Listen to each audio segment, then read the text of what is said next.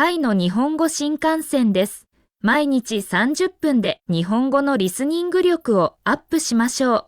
皆さんこんにちは。新年明けましておめでとうございます。明けましておめでとうございます。実は私、新年早々神社でおみくじを引いたんです。おお、どうでしたか？それが、なんと、大凶でした。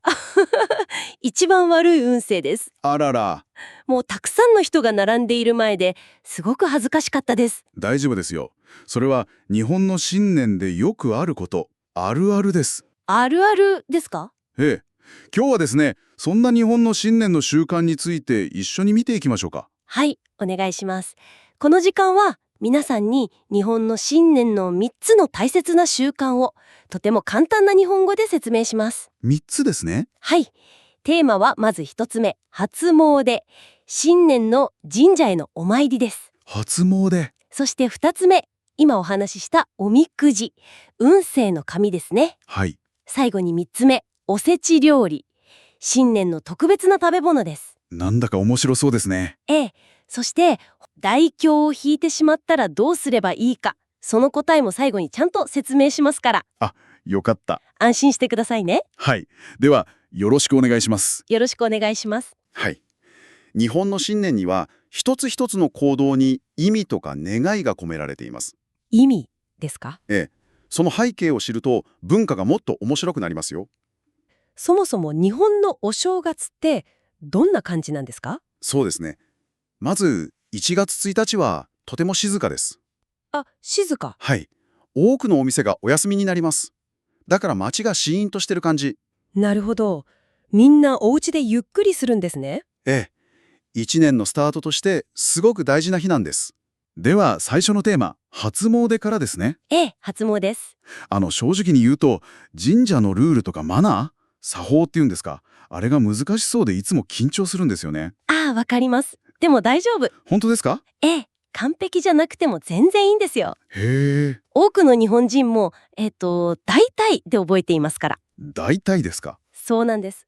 私、初めて行った時、すっごく緊張したのを覚えてます。なんか作法やり方が難しそうじゃないですか？わかります。どうすればいいんだろうってなりますよね。そうなんです。だから、周りの日本人をこっそり見ながら真似して、二礼に拍手一礼ってありますよね。お辞儀して手をパンパンって叩くやつ。あれのタイミングが全然わからなくて、みんながパンパンってやった瞬間に、うわーって慌てて真似しました。あはは、それも初詣のあるあるですね。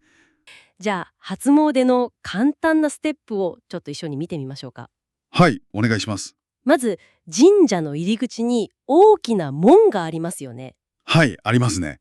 あれを鳥居と言います。神社の入り口です。鳥居。ええ、ここでまず軽くお辞儀をします。軽くお辞儀。はい。次に、水がある場所があります。見たことあります。手水ですね。ここで手を洗って口をすすいで体を清めるんですね。手を洗って口をすすぐ。ええ。そしていよいよ神様の前に行きます。はい。そこに箱があるので、その箱にお賽銭、お金を入れます。お賽銭。その後で心の中で神様にお願いをします。お願い事ですね。例えば、どんなことをお願いするんですか？そうですね。家族が元気でいますようにとか、仕事がうまくいきますようにとか、何でもいいんですよ。なるほど。でも初詣の楽しみってお参りだけじゃないんですよね。と言いますと？有名な神社だとすごく長い列ができますよね。はい、できますね。あの行列に並ぶこと自体がもう新年の特別なイベントの一部みたいな感じがあります。確かに。それから神社の周りには屋台がたくさん出ています。屋台、いいですね。ええ、温かい甘酒とか、あとたい焼きとか、たい焼き、大好きです。美味しい食べ物がたくさん売っていますよ。私思い出しました。何ですか？前にたい焼きを食べながらお願いをしていたら、口の周りにあんこがついてて、友達にすごく笑われました。いいじゃないですか。それも楽しい思い出ですね。はい。では、ここで少し言葉のチェックをしましょうか。はい。大切な言葉なので2回言いますね。皆さんもぜひ一緒に言ってみてください。お願いします。まずは、初詣。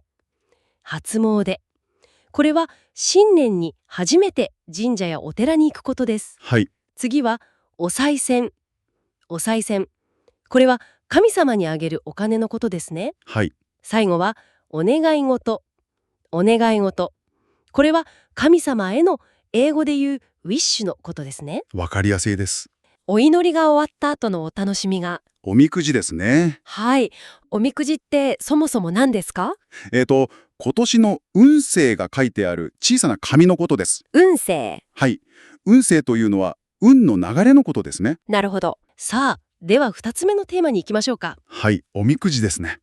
おみくじです。おみくじには大吉みたいに良い運と凶みたいな悪い運があります。大吉が一番良くて、そうです。そして一番悪いのが、大凶。その通りです。私が引いてしまった大凶です。はい、気になりますね。紙にいろいろ書いてあったんですよ。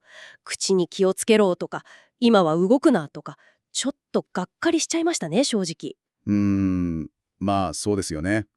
ちょうどその時、隣にいた友達は大吉を引いて、すごく嬉しそうでなんかちょっとだけ自慢してるように見えて、これもあるあるですかね。ありますね、それは。すごくよくあります。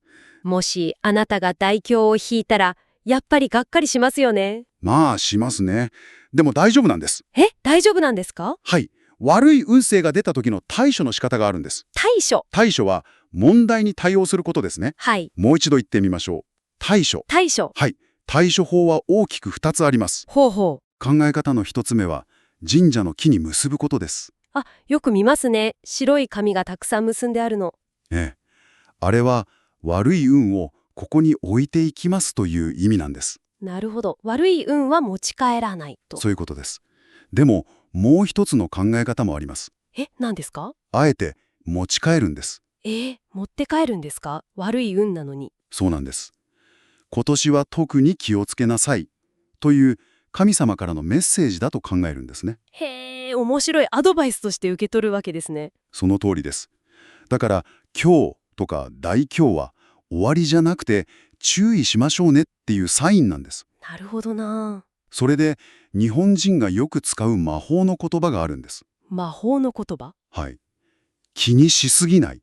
気にしすぎない。ね、英語で言うと Don't worry too much ですね。